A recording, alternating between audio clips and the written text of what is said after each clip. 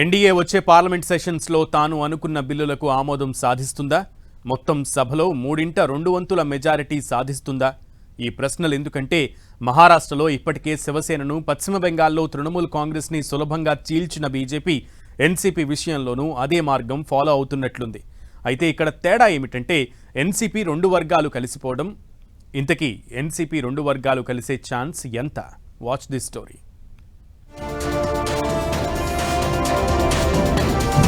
Parliament session కి ముందే NCP ఏకమవుతుందా? Delimitation bill కి శరద్ పవార్ వర్గం సై. ఏప్రిల్లో వీగిపోయిన బిల్లుకు సవరణలు. లోక్సభ నియోజకవర్గాల పెంపుపై బీజేపీ హామీ ఇస్తుందా? ప్రతి రాష్ట్రంలో 50% పెంచడం కుదురుతుందా? వచ్చే వారం నుంచి పార్లమెంటు వర్షాకాల సమావేశాలు జరగబోతున్నాయి. ఈ నేపథ్యంలో తాము అనుకున్న బిల్లులను పాస్ చేయించుకునేందుకు ఎన్డీఏ పెద్దలు మంత్రాంగం చేస్తుంటే ఎన్సీపీకి చెందిన 2 వర్గాలు తిరిగి ఒక్కటయ్యే అవకాశాలు, సంకేతాలు కనిపిస్తున్నాయి.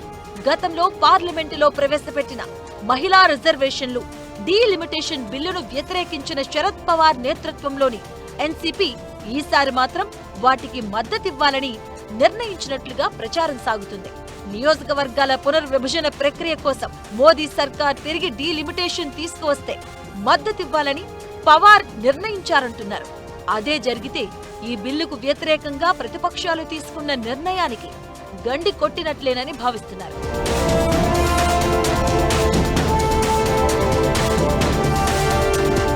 ఎన్సీపీలో 2 వర్గాలకు చెందిన సీనియర్ నేతలు శరద్ పవార్, సునేత్రా పవార్ మహారాష్ట్ర సీఎం దేవేంద్ర ఫడ్నవీస్తో రహస్యంగా అర్ధరాత్రి సమావేశాలు నిర్వహించినట్లు ఇండియా టుడే ఓ స్టోరీ పబ్లిష్ చేసింది. ఇది ఖచ్చితంగా ఎన్డీఏలో చేరేందుకే అని కొందరి టాక్. గత వారంలో శరద్ పవార్ మహారాష్ట్ర మాజీ ముఖ్యమంత్రి, ప్రస్తుత డిప్యూటీ సీఎం ఏక్నాథ్ షిండేను కలిశారు. దీంతో ఎన్సీపీ తిరిగి ఏకమై కేంద్రంలోని ఎన్డీఏకు ఏదో ఒక రూపంలో మద్దతు ఇస్తుందన్న ఊహాగానాలు మొదలయ్యాయి. అయితే ఈ విషయాన్ని నిర్ధారించుకునేందుకు ఇవాళ పవార్ కుమార్తె సుప్రియా సూలే నిరాకరించారు. కేంద్ర ప్రభుత్వం అన్ని రాష్ట్రాల్లో సీట్లను 50% పెంచి దాని అమలును స్పష్టంగా వివరిస్తే తాము దానికి మద్దతు ఇస్తామని సుప్రియా సూలే చెప్పడం గమనార్హం. మరోవైపు శివసేన, తృణమూల్ కాంగ్రెస్ నుంచి బయటికి వచ్చిన ఎంపీలు కూడా ఎన్డీఏకే సపోర్ట్ ఇస్తున్న నేపథ్యంలో ఎన్డీఏకి 360 సీట్ల బలం చేకూరడమే తరువాయిగా పరిణామాలు చోటు చేసుకుంటున్నాయి.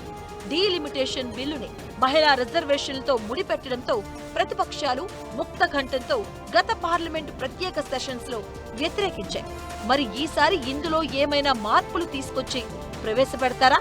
అలా ప్రవేశపెడితే ఎంతమంది మద్దతు ఇస్తారు అనేది ఇప్పుడు ఉత్కంఠ రేకెత్తిస్తున్న అంశం.